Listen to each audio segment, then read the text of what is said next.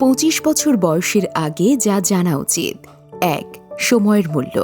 সময় অমূল্য, তাই তাদের জন্য সময় নষ্ট করবেন না যারা আপনার মূল্য বোঝে না।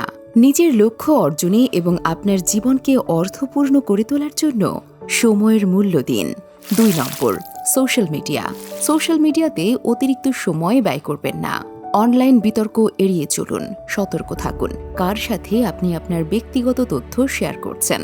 ৩ নম্বর, যোগাযোগ। যখন আপনি কাউকে কোনো বার্তা বা ইমেইল পাঠান তখন স্পষ্ট ও সংক্ষিপ্তভাবে লিখুন। ভুল বোঝাবুঝি এড়াতে আপনার ভাষা সাবধানে ব্যবহার করুন। ৪ নম্বর, আবেগ প্রকাশ। আপনার আবেগ নিয়ন্ত্রণে রাখুন, বিশেষ করে যখন আপনি খুব সুখী বা দুঃখিত বোধ করবেন। আবেগপ্রবণ হয়ে এমন কিছু বলবেন না বা করবেন না যা আপনি পরে অনুশোচনা করতে পারেন। ৫ নম্বর, মানসিক স্বাস্থ্য।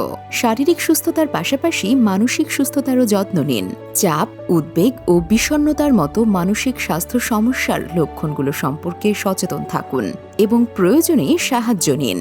৬. পেশাগত সম্পর্ক। মনে রাখবেন, আপনার সহকর্মীরা শুধুমাত্র আপনার সহকর্মী।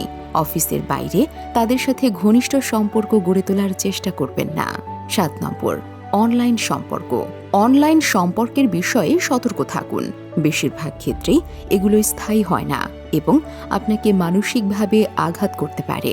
৮ নম্বর, আত্মোন্নয়ন। নিজেকে উন্নত করতে এবং নতুন জিনিস শিখতে সময় বিনিয়োগ করুন। আপনার দক্ষতা বৃদ্ধি করুন এবং আপনার জ্ঞানের ভিত্তি প্রসারিত করুন। ৯. আত্মপ্রেম। নিজেকে ভালোবাসুন এবং নিজের যত্ন নিন। আপনার স্বপ্ন ও লক্ষ্য অনুসরণ করতে ভয় পাবেন না। ১০ নম্বর, ছোট ছোট পদক্ষেপ।